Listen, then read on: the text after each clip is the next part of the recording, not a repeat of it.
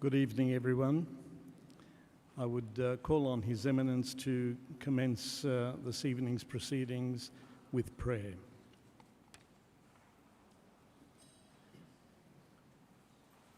In the name of the Father, and the Son, and the Holy Spirit. Ευλογήτως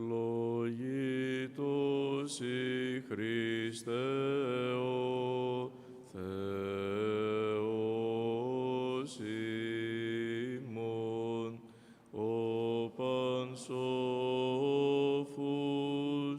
τους αλείς αναδείξας,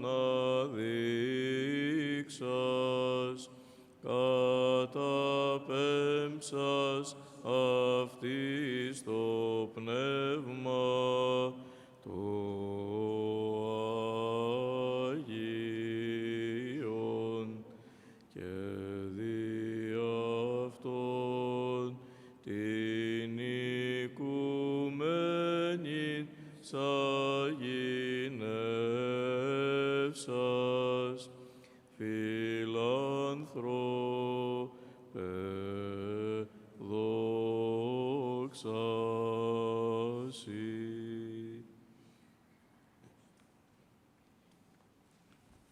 Thank you. Please be seated.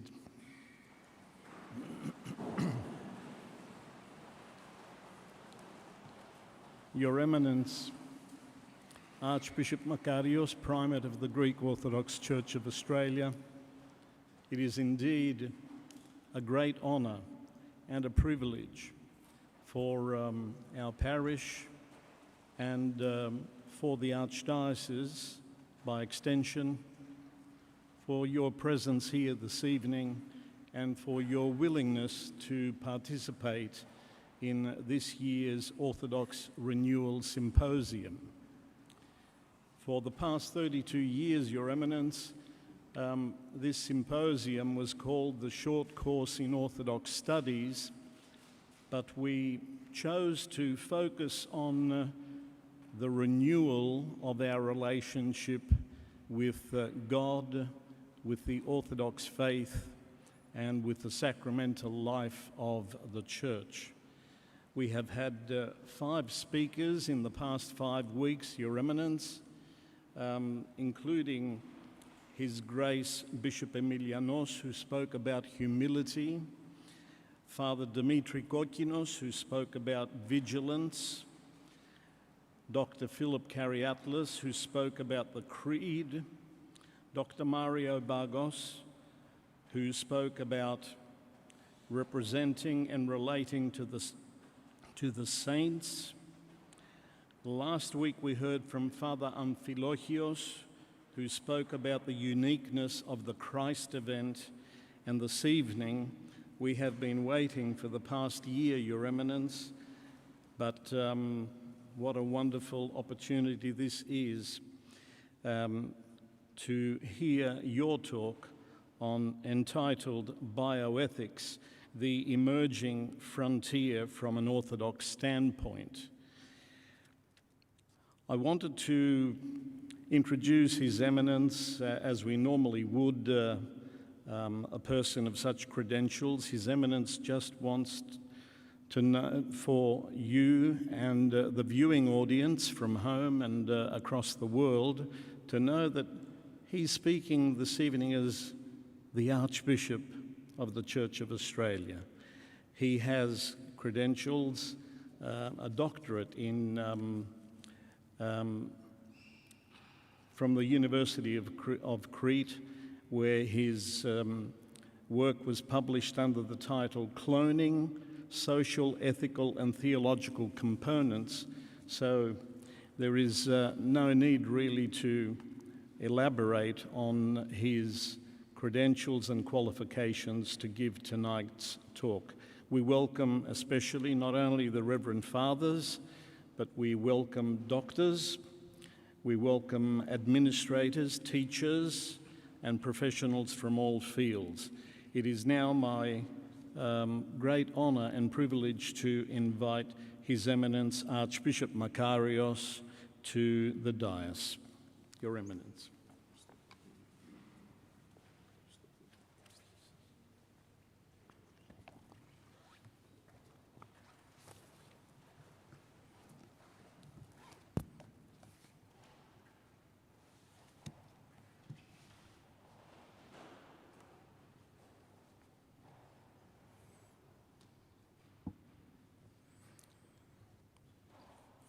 My dear friends, it is truly a pleasure for me to be with you this evening and to address the Orthodox Renewal Symposium, an initiative of St. Spyridon's Parish here in Kingsford, in conjunction with our theological school, St. Andrew's Theological College. Firstly, I would like to thank Father Stephen Skoutas,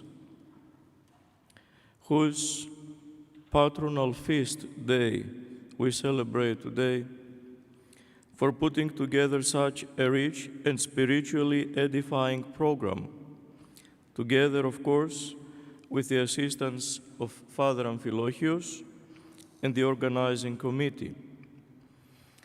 I was most pleased with the change of name for this wonderful event to Orthodox Renewal Symposium. In his letter to the Colossians, St. Paul speaks about the spiritual life precisely in terms of renewal when he writes, "You have clothed yourself with a new self, which is being renewed in knowledge according to the image of its Creator, ενδυσάμενοι των νέων, των ανακαινούμενων εις επίγνωσιν κατ' εικόνα του κτίσαντος αυτών. May our life be such that we focus our attention and indeed our entire existence on renewal by becoming on a daily basis more and more Christ-like, not only the way we live our life on a personal level, but also in the way we interact with other people and the world more broadly. After these brief introductory remarks, let us turn to the topic of this evening's gathering. The title of the paper is Bioethics, the Emerging Frontier from an Orthodox Standpoint.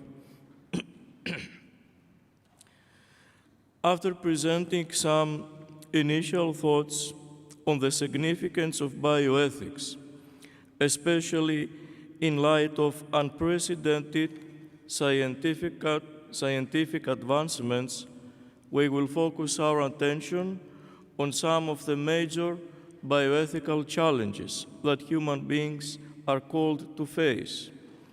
In this way, the hope is that we will have provided an overview of some of the major bioethical issues that we must face and provide informed responses to not only as individuals, but also as the Church. Let us now turn our attention to the first section, Progress in Biotechnology. The argument is often made that man is the most perfect creature and therefore represents the epitome of creation. Science, history, daily life, and religious traditions that establish man under God, yet above the rest of creation, attests to this. The presence of man at the end of creation, his gradual creation rather than his immediate formation, as is the case with other organisms, and his installation as the administrator and steward of creation seem to grant him a unique and benign authority. Such authority, according to use or abuse, has often been associated with humanity's happiness or misery. Perhaps what is occasionally said about the medical science is correct. That is, medicine has never been seen in such a beneficial light, but at the same time, it has never been viewed with such suspicion and uncertainty, especially in light of what lies ahead. We should not search for the causes of this new state of affairs beyond the condition of the human. One could say with certainty that modern man rushes to acquire knowledge. However, he is not searching for knowledge that benefits, but rather knowledge that ensures power and authority. Moreover, the idea that the more knowledge one possesses, the greater authority he possesses has now become etched in the mindset of modern man. The intellectual and informed person is he who possesses and understands. He is the person who possesses his own property within the boundless field of the universe. Thus, we see repeated in our own days that which occurred with the first humans who ate from the forbidden fruit of knowledge and suffered terrible consequences. It should be stated that their mistake was not that they tasted the fruit, since the fruit was indeed theirs, but that they rushed to eat the fruit. In other words, they prematurely ate from the tree, following their distorted desires. Something similar seems to occur today, especially since scientific research often seeks to penetrate the mystery of life and to achieve that which is unfeasible in an uncontrolled and unsustainable pace. Consider, for instance, that humanity never imagined that it would make such swift advancements in genetics. As a result of such development, we can now pre-screen and treat conditions during the embryonic state of human development, and we are even able to assist human reproduction through artificial means. No one could have ever imagined that we would be able to manufacture produce on demand, or that we would be able to determine the quality of characteristics of livestock. Today, however, this is quite common, and we have become accustomed to hearing about mutations and genetically modified organisms. Humanity has created an Aryan race of crops and livestock, emphasizing particular traits in order to increase levels of production. Moreover, modern scientists could have never expected to have such understanding and control over the human genome, especially since Whitson and Crick discovered the double helix structure of DNA in 1956. This discovery made it possible to study the most basic component in the development of biological organisms. As a result, scientists can now identify mutated or deficient genes and attempt to eliminate, correct, or enhance them. Researchers are now able to test for genetic diseases as they strive to develop treatments and enhancements to the human genome. There are remarkable advancements in the field of surgery, a specialized component of medicine with incredible potential. Artificial dialysis represents one of the greatest discoveries in this field. While the actual device for dialysis was invented in 1940, its use, however, was quite difficult because there was no way to connect the patient to the machine. In 1961, Dr. Beldin Scribner first conceived of a plastic tube which was used to connect patient to machine. With this simple achievement in medicine, people who were once doomed to die were given the chance to an extended life. Organ transplantation was a natural consequence following the discovery of hemodialysis. Researchers were able, after careful research, to understand and identify the mechanisms that joined organs and tissues. With this knowledge, they were able to successfully transfer organs from one organism to another.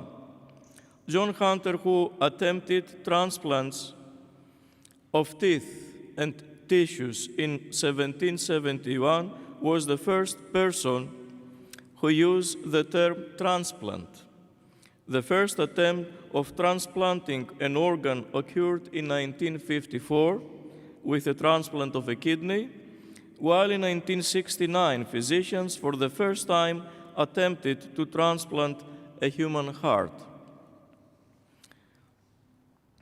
Today, we transplant many organs and tissues: kidneys, heart, liver, lungs, pancreas, part of the small intestine, skin, muscles, blood vessels, heart vessels, cornea, as well as whole group of cells, such as those related to nerves and blood.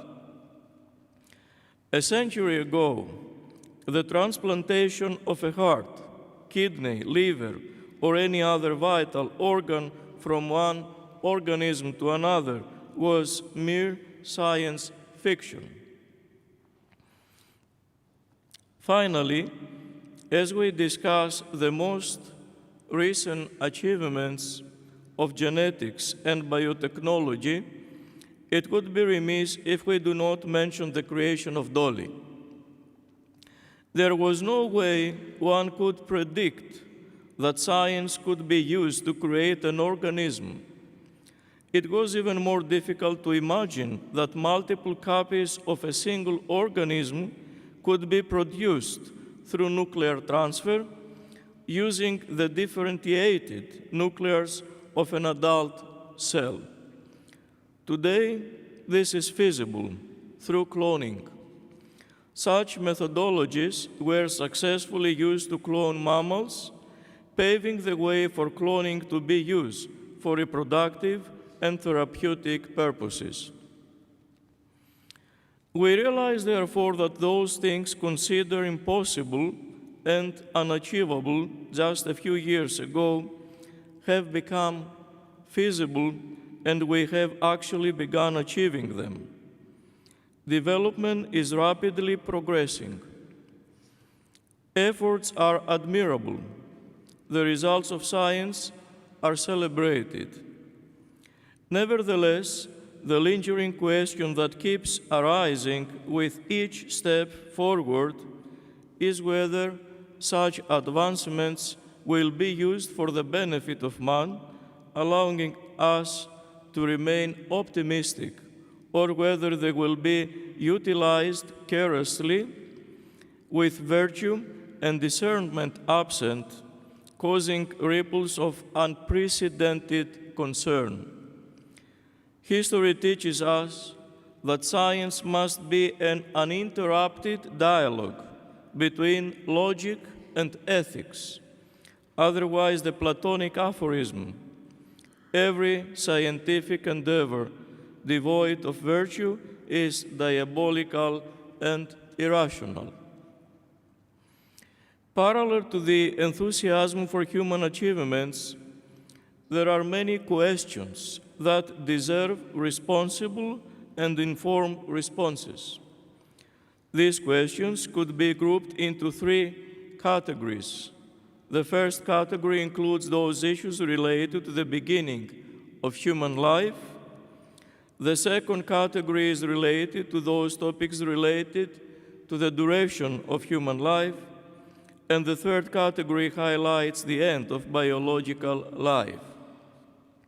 Beyond this, our questions and general reflections will certainly help to better understand the driving force that led to the creation of a new scientific field of bioethics, which first appears in the 1970s. Let me say a few words about challenges related to the beginning of life. Modern genetics has managed to answer three human dreams. First, to avoid having children when this is not desirable. Man has achieved this through advances in contraception, sterilization, and abortion. Second, to have children when he desires them. This was achieved through assisted reproduction technologies and, in general, through treatments that address infertility. Third, having children exactly as he desires. And this has been achieved through pre-implantation genetic diagnosis, which give us the ability to select for certain characteristics, traits.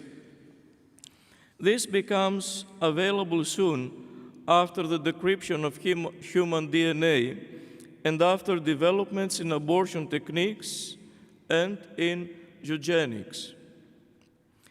Accordingly, a first glance of these issues inevitably leads us to ask whether it is acceptable to produce children according to predetermined human expectations, and whether the decryption of DNA will help humanity, or if it could ultimately lead us to seek the same horrific eugenic goals as in World War II. One is now left pondering whether there are such things as positive characteristics to humanity.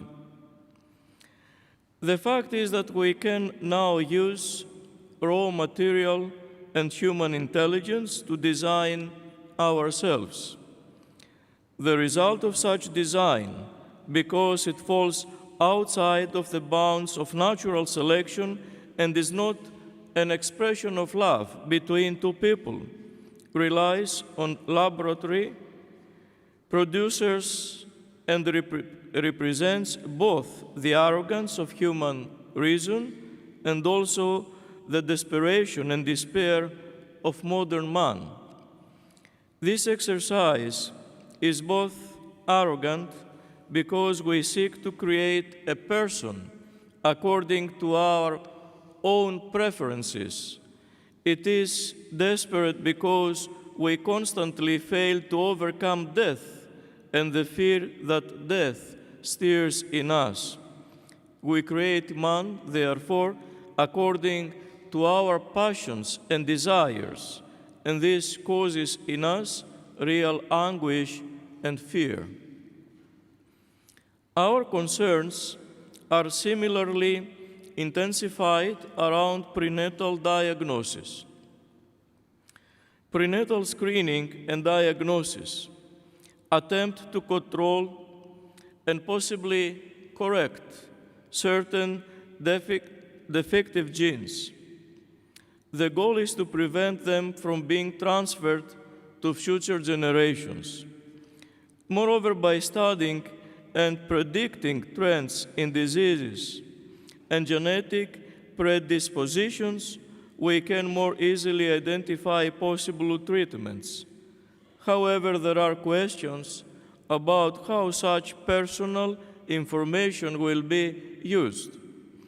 Naturally, there are also fears about how such information may lead to violations in labor rights and decrease bias against people who are viewed as unhealthy.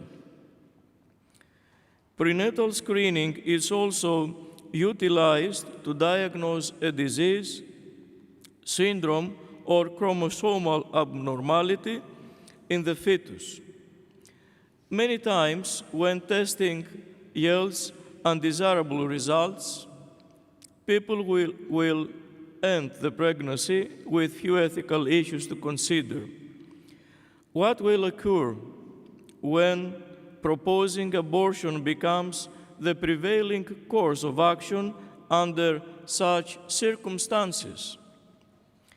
Aside from the fact that there is still a need for a broader understanding of illness, trials, and tribulations which are shunned by a humanity that prefers personal pleasure, we ought to also study the status of the embryo. There is a need to consider the fetus under the same light as we do all persons, rather than as an inferior object. To help us focus on this issue, consider the following very possible scenario that highlights the importance and value of life during all stages of development. A fetus is diagnosed with Huntington's disease, a condition that manifests itself after the age of 40. To understand the opportunities, prospects, and potential of a person who may live to his 40th year, consider Mozart, who at 40 years of age had already composed much of his music, and also consider Saint Basil the Great, who had largely completed all of his writings by that age. Thus, a disease presently expressed, or that is expected in the future, should not be used as a reason to terminate life. No matter what the disease, and no matter the stage in life a disease is first experienced, life must always have priority. What we observe in the case of abortion is that great emphasis is placed on human rights, that is, on the effort to connect a conscious and informed decision to childbearing and parenthood. If this cannot be maintained, it appears that human rights are violated.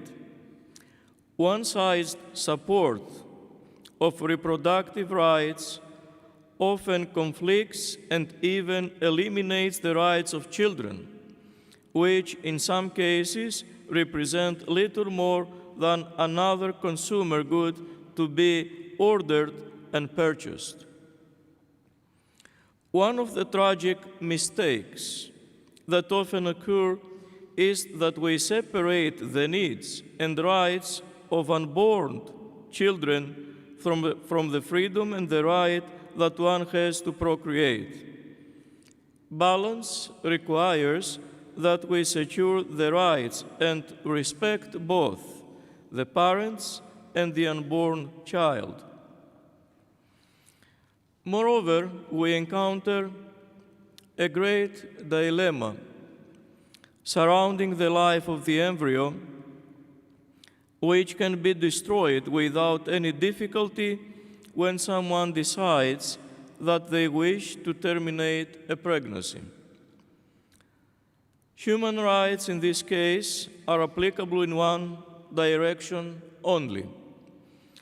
Notwithstanding this dilemma, the issue becomes more complex when abortion is considered a way to end a pregnancy that resulted from rape or incest, or when a pregnancy threatens the woman's psychological well-being or puts in danger her life.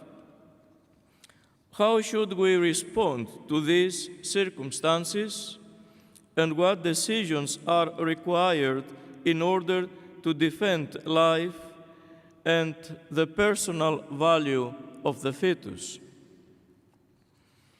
Related to this issue of abortion, especially as it relates to the status and value of the embryo, is the issue of artificial reproduction technologies.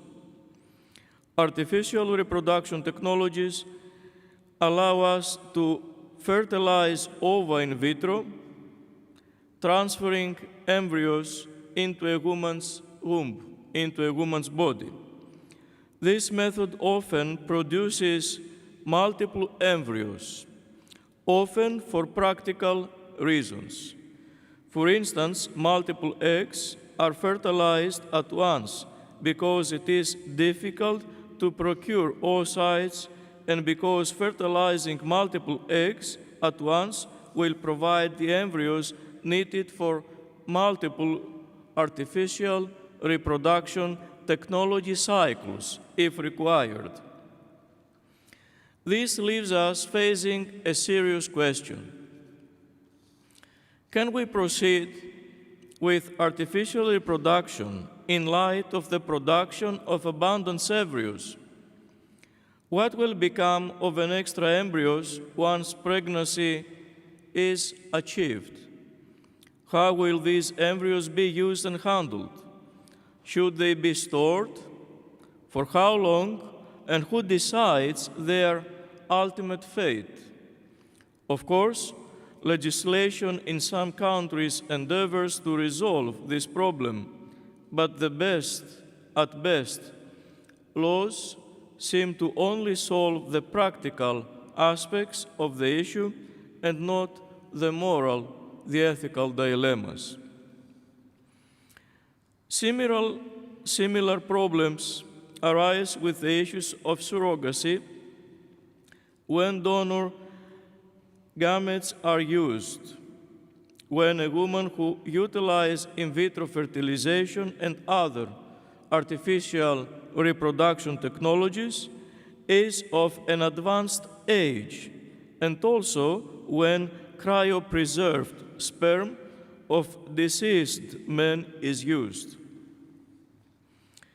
Cloning seemed to represent an answer to the problem of excess embryos, since nuclear transfer will trigger only a single ovum, a single egg, which eventually will be implanted.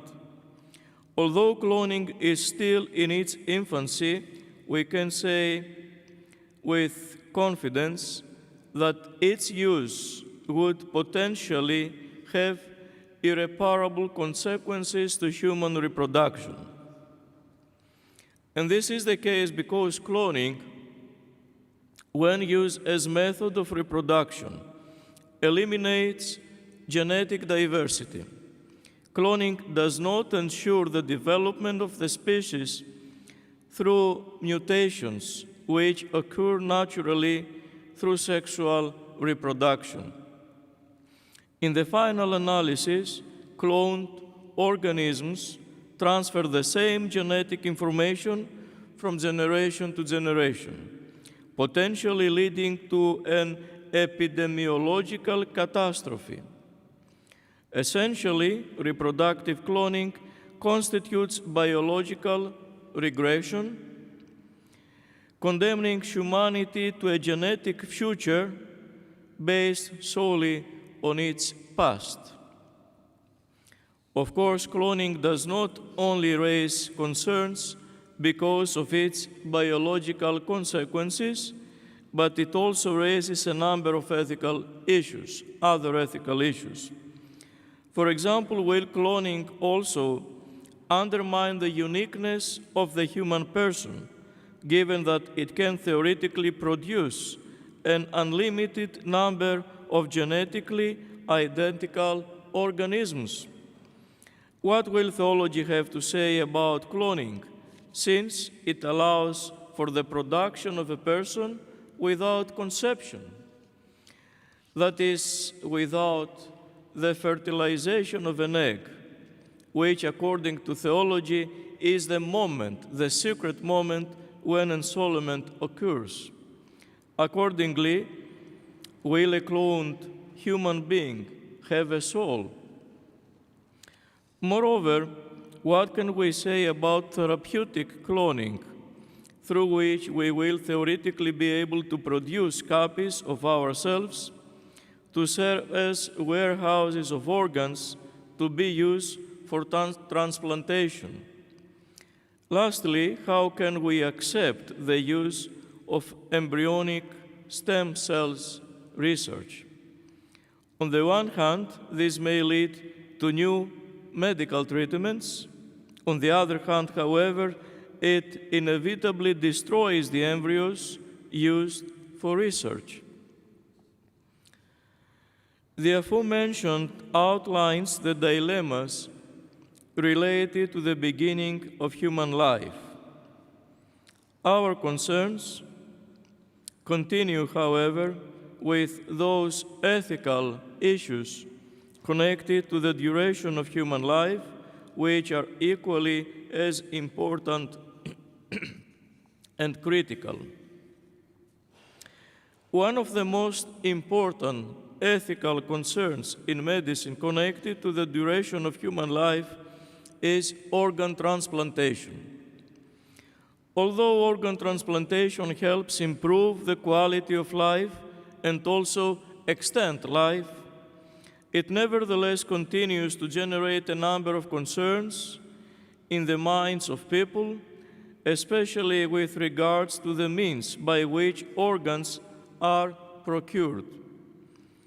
There is serious concerns over misconduct, given the fact that the shortage of organs has influenced the way we approach a number of other issues, including anencephalic infants and the process by which we hasten death in order to procure organs. We could briefly say that the two main points of the ethical reflection on transplantation is, on the one hand, the possibility of abusing the free will of a potential donor, and on the other, the arbitrary determination of death.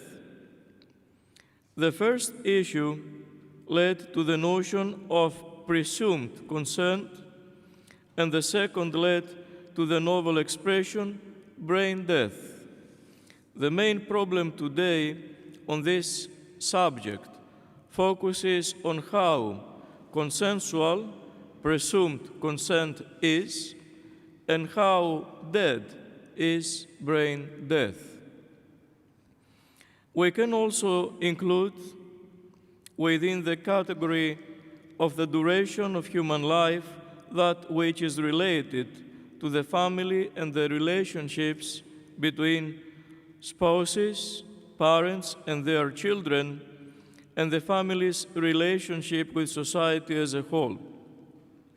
The news media reminds us daily of the serious dilemmas that families face.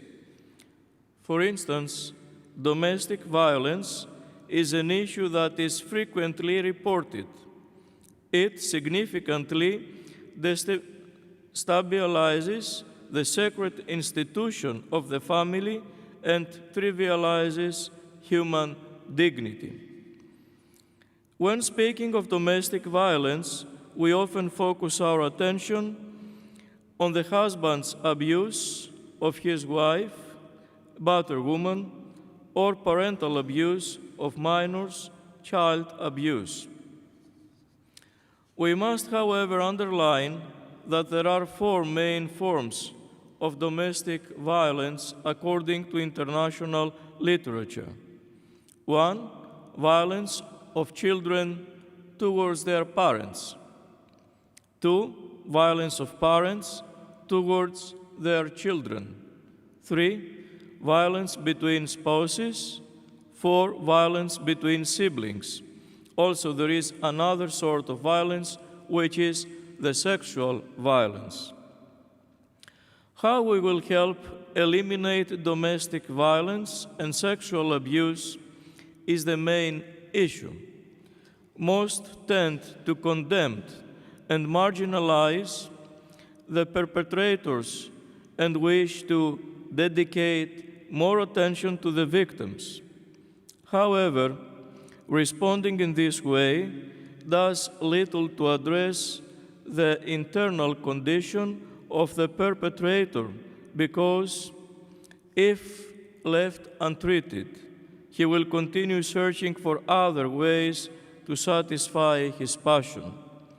Perhaps then, what we ought to do is ensure that we address the condition of the abuser while caring for the person who has been abused. It may be helpful to also consider that perpetrators of such abuse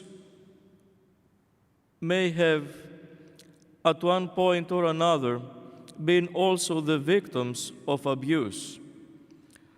Should love be directed towards the abuser and the abused, or is this merely ideological and utopian theory? Similar to this, and at times even related to the issue of domestic violence, is the issue of addiction.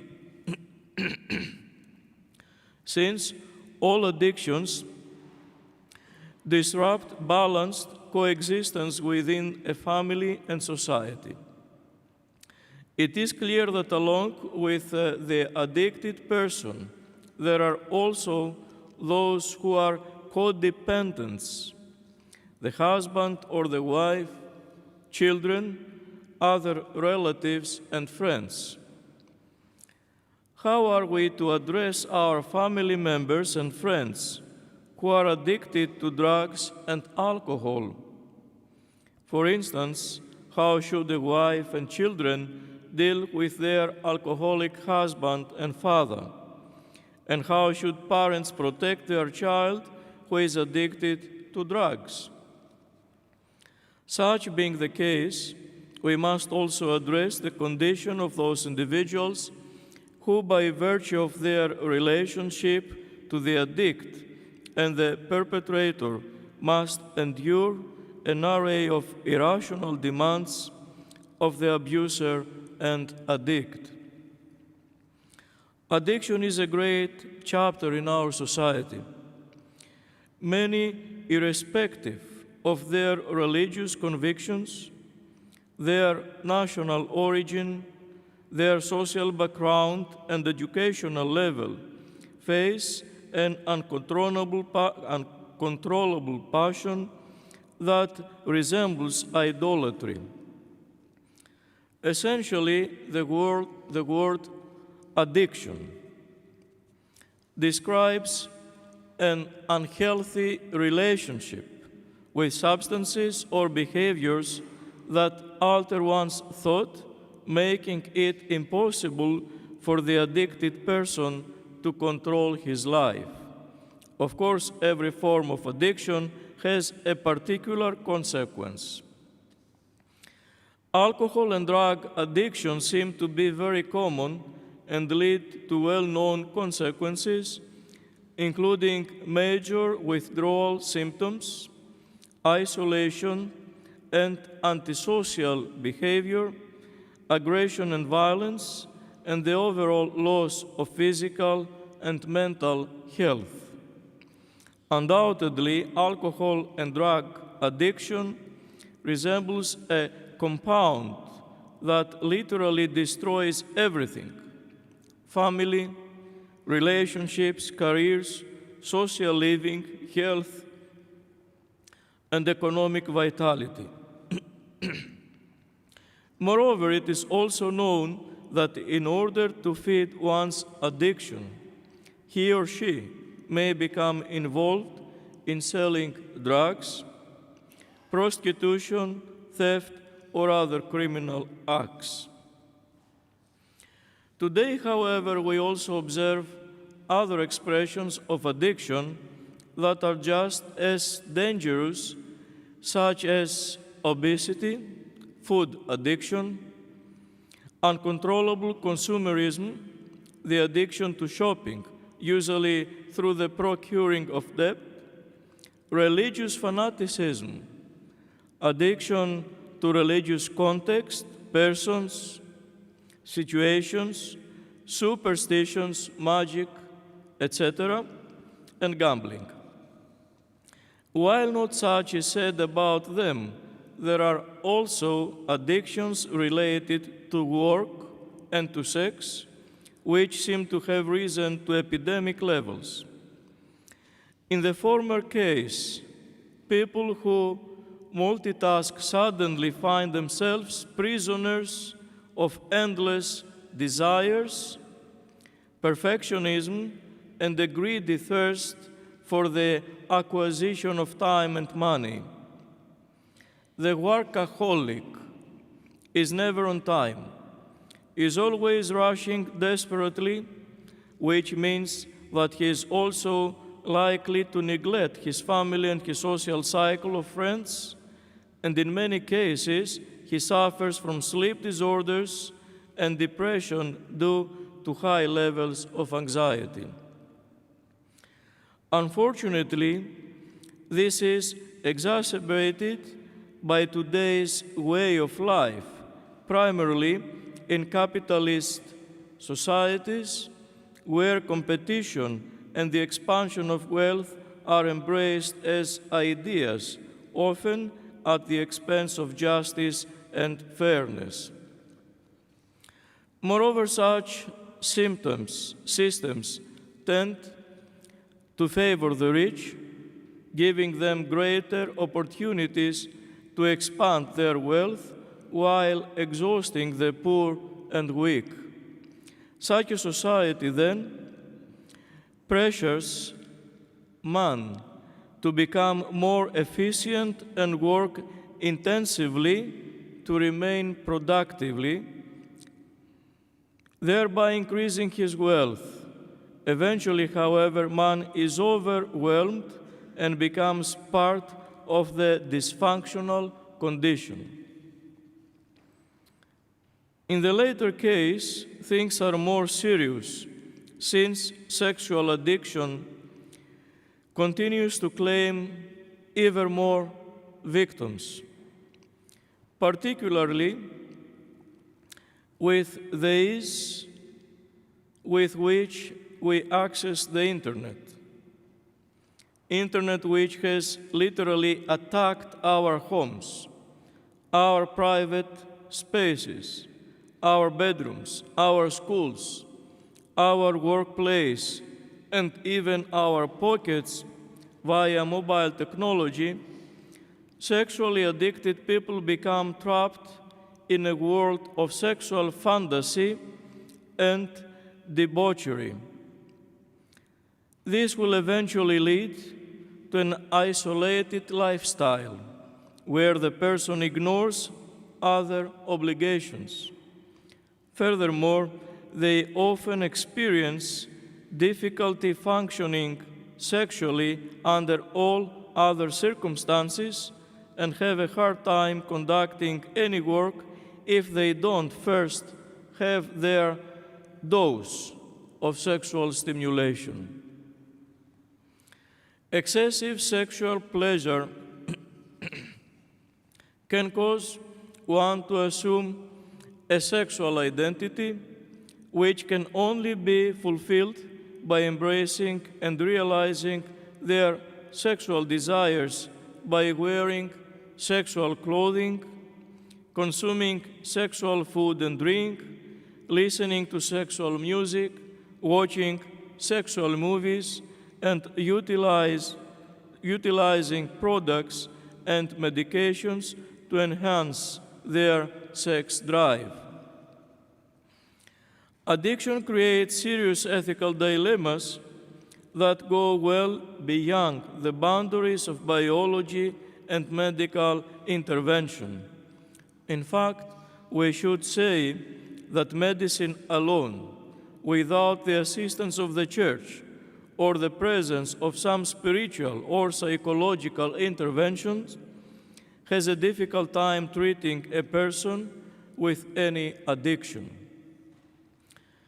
Furthermore, human experimentation is quite an important topic related to the duration of human life. We recognize that biotechnology can only continue to develop through testing and experimentation. Who, however, ought to undergo such experiments? Well known are the terrible crimes conducted in the last century, not only during the Second World War, but also with each subsequent violation of the Nuremberg Code. For instance, we know that the dysentery vaccine was tested on children in orphanages. Mentally ill patients and prisoners were infected with the malaria virus, and similar experiments were conducted while researching yellow fever, measles, syphilis, and other diseases. More recently, it was discovered that during the Cold War, hospitalized patients were injected with plutonium and uranium. Institutionalized children were injected with radioactive material, and experiments that exposed the sexual organs of prisoners to radiation were also conducted. Moreover, during this time, the CIA distributed hallucinogenic drugs, LSD, to patients without their knowledge or consent. Today, all of humanity faces a terrible pandemic, the well-known COVID-19. We are all suffering because of the restrictions, and more so, we are mourning because of the death toll, which is now more than 1,400,020. Our hope is that science will provide a vaccine soon, one which will confront the pandemic without having any side effects on us. Under regular circumstances, we are supposed to test every vaccine for years or even for decades. However, in this instance, scientists have driven past the norms and are rapidly conducting experiments in a period of only a few months, something extremely unprecedented in research history. Most of our brothers and sisters will take the vaccine, especially the vulnerable ones. It is worrisome, though, that we do not know what the real consequences and the side effects of this may be. We do not even know the origin of some vaccines. As you know, or maybe know, my humble person with the Catholic and Anglican archbishops have expressed these concerns to our Prime Minister, especially since one of the most popular proposed vaccine choices has been developed by tissue from electively aborted fetuses used for medical purposes. Obviously, many of our faithful will feel deeply conflicted and have already presented their ethical dilemmas. We are thus left wondering whether it is possible for medical science to progress without human experimentation. Moreover, we are forced to think about the immense economic interests associated with pharmaceuticals.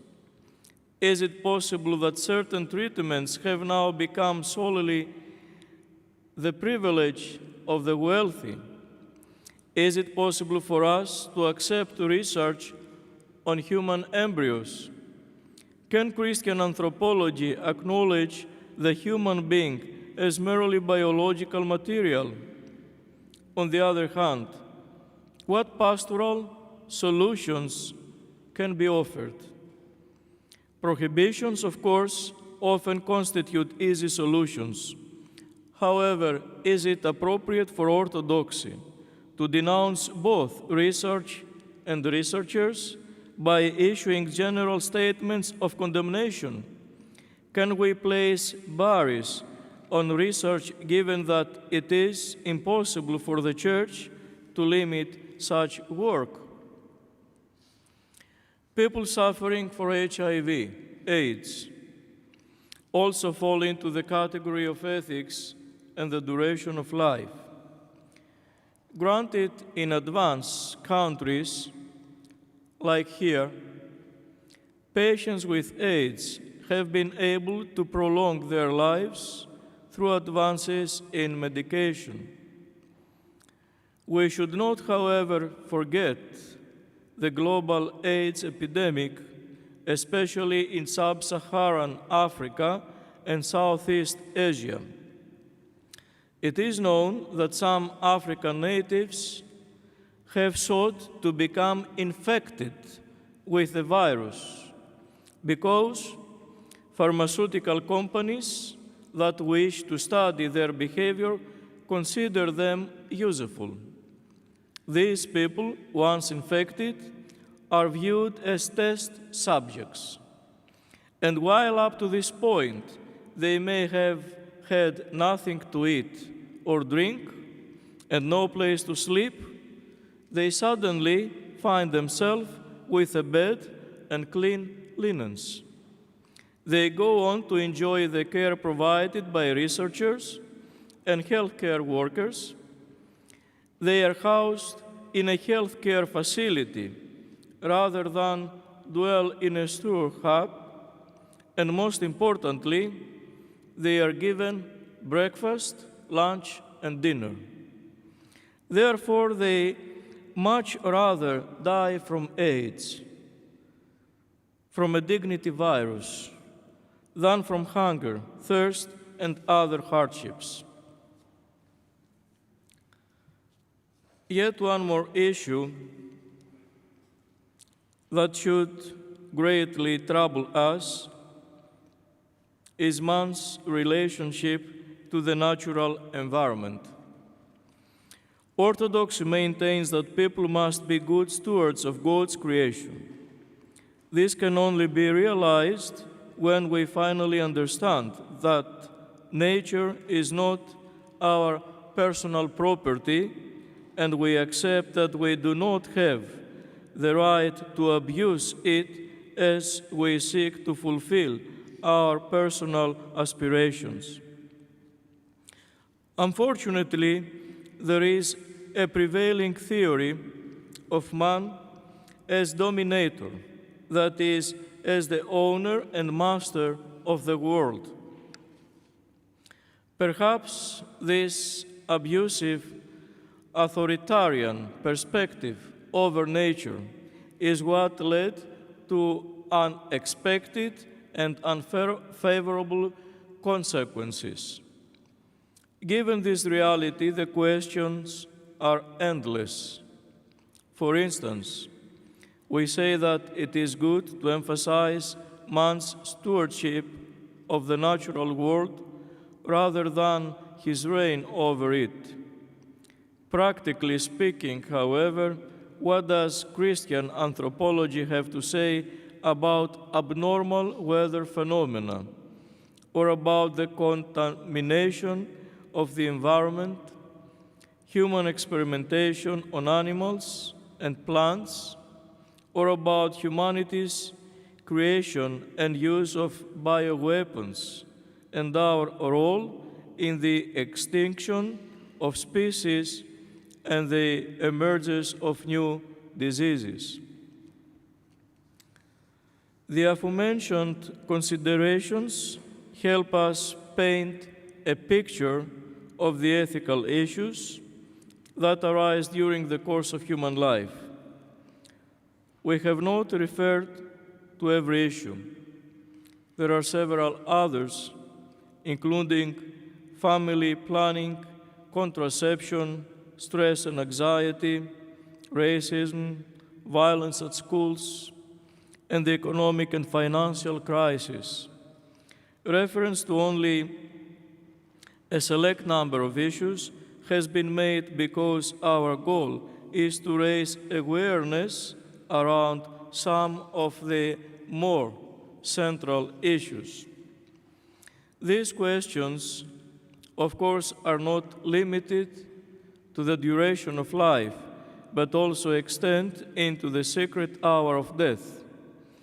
Because the time has passed, I'm not going to analyze the issues related to the end of human life, but I promise you that in the future, on another occasion, I will present the bioethical challenges related to human end. My dearest fathers and friends,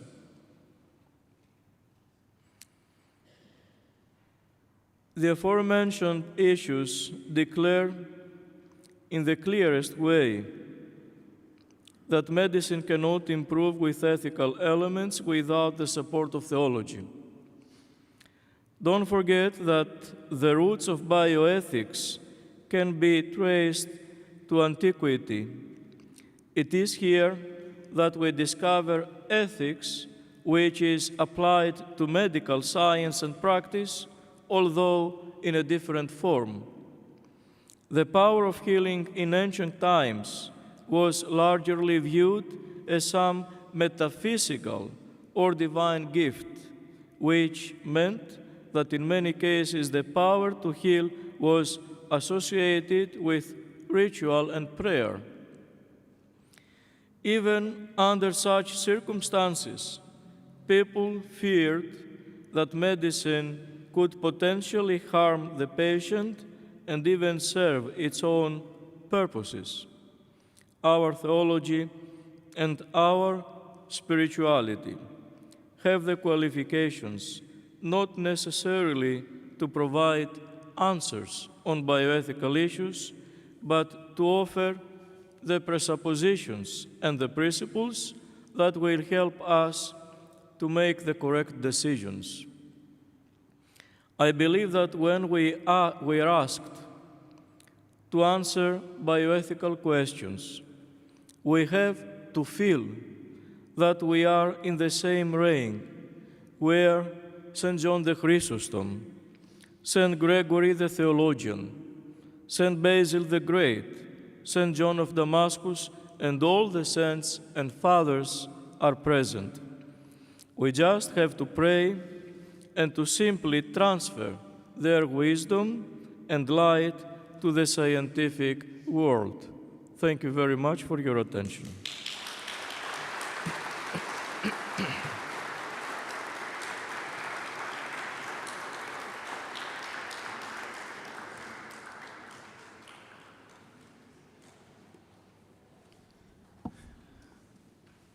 We thank you, Your Eminence, for your courage to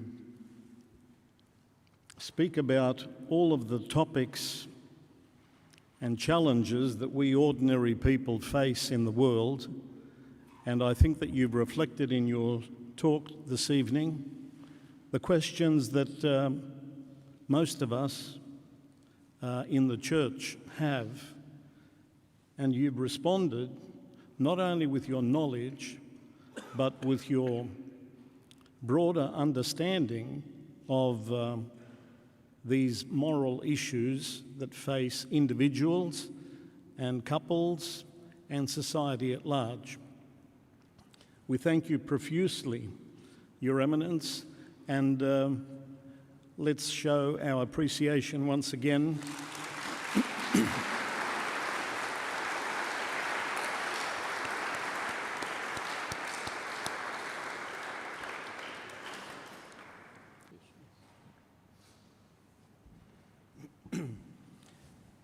Once again, Your Eminence, thank you for your patience, but thank you most especially for your knowledge and for the love with which you express the teachings of the Church.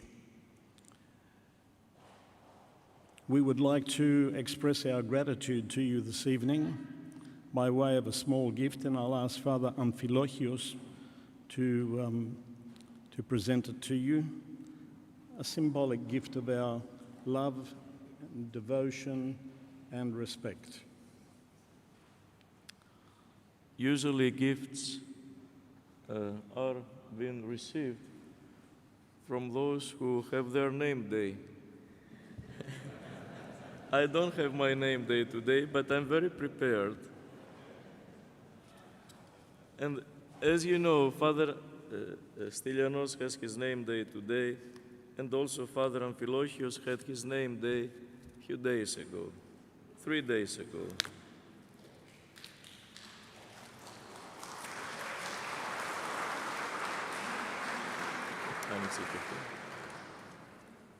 So I have something for both. It's same because Father Amphilochios is a little bit jealous. It is a small gospel, it's silver, and it is a copy of the Evangelio of the Agona. On this Evangelio, they took the oath for our nation and for our faith in 1821. This is a copy. So God bless you. Father Amphilochios. And now I can open mine.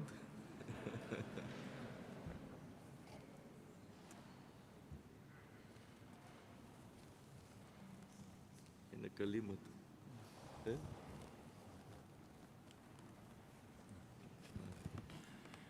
I know you want to see it.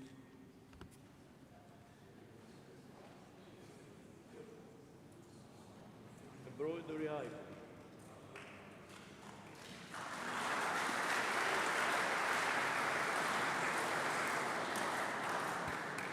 Ευχαριστώ πολύ.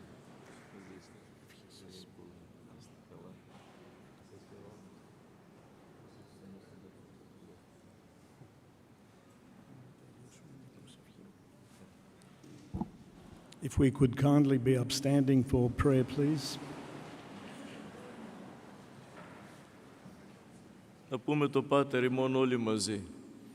Our Father, who art in heaven, thy kingdom name, thy kingdom come, thy will be done, on earth as it is in heaven. Give us this day our daily bread, and forgive those who trespass, as we forgive those who trespass against us. And lead us not into temptation, but deliver us. For yours is the kingdom, the power, and the glory of the Father, and the Son, and the Holy Spirit, now and forever, and to the ages of ages. Amen. Διευχών των Αγίων Πατέρων ημών, Κύριε Ιησού Χριστέ ο Θεός ημών, ελέησον και σώσον ημάς. Αμήν. Καλά Χριστούγεννα σε όλους. Καλά Χριστούγεννα.